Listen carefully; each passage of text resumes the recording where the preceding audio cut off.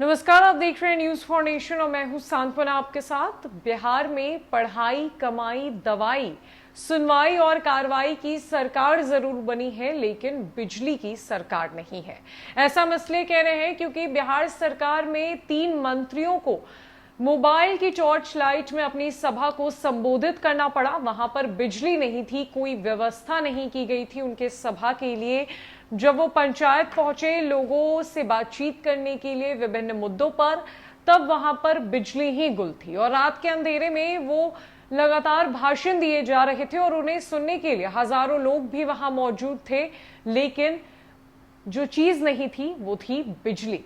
खबर रोहतास जिले से जुड़ी हुई है, जहां पर बिहार सरकार के 3 मंत्रियों की सभाएं आयोजित की गई, लेकिन ये सभाएं जो है वो बिजली के अभाव में आयोजित हुई, यानी कि पूरा अंधकार था, बिजली की व्यवस्था नहीं थी और टॉर्च की लाइट जला जलाकर मंत्रियों ने अपनी सभाओं को संबोधित किया। अब आप देखिए इस वीडियो को कि किस तरीके से बिहार सरकार में मंत्री अंधेरे में हजारों लोगों को भाषण देते हुए नजर आ रहे हैं।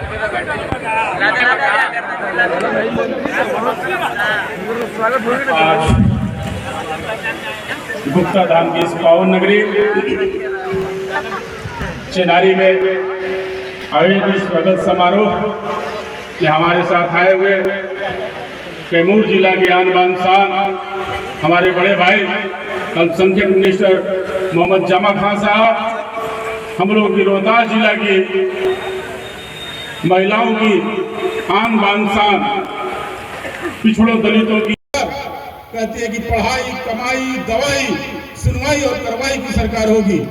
और निश्चित तौर पे हम लोग महागठबंधन के हमारे जो सरकार है, इन सारे चीजों पे आज दूसरी महागठबंधन की जो सरकार बनी है, करीब 20 से 25 दिन होंगे। इसमें कई तरह के लोग अडंबर भी उड़ा रहे हैं कि ऐसा है वो ऐसा है, लेकिन ये जुमलेबाज सरकार, जो भारत की जो झूठी सरकार है, ये आपको दिग्भ्रमित करने के लिए बहुत कुछ कहेगा, लेकिन आप उनके भ्रम में न आए, उनके बातों में न आए।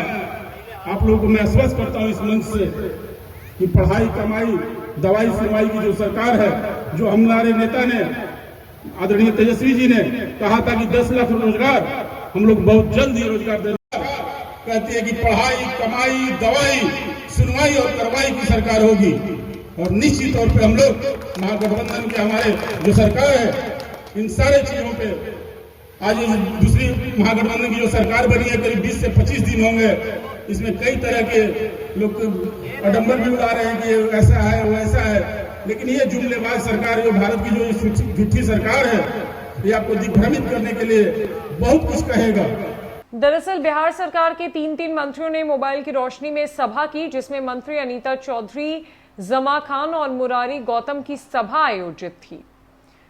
खबर रोहतास जिले से जुड़ी हुई है, जहां चिनारी में बिहार सरकार के 3 मंत्रियों ने मोबाइल की रोशनी में सभा को संबोधित किया। बता दें कि चिनारी के स्थानीय कांग्रेस विधायक तथा बिहार सरकार में पंचायती राज मंत्री मुरारी प्रसाद गौतम, पिछड़ा अति पिछड़ा कल्याण मंत्री अनीता देवी तथा अल्पसंख्यक कल्याण मंत्री जमा खान ने मोबाइल की रोशनी में सभा को संबोधित किया।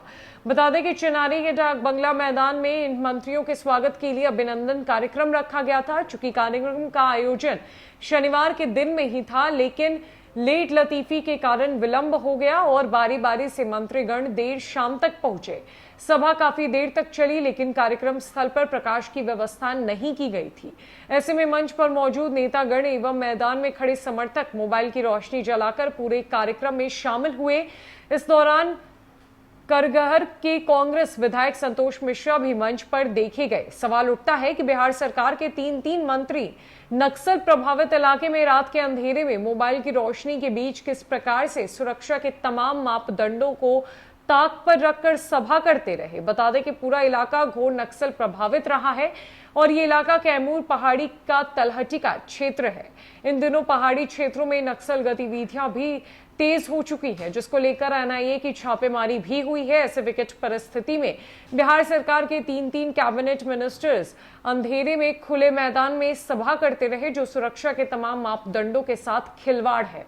रोहतास जिले में बिहार सरकार के इन तीनों मंत्रियों का अभिनंदन कार्यक्रम रखा गया, लेकिन दिन का समय निर्धारित किया गया।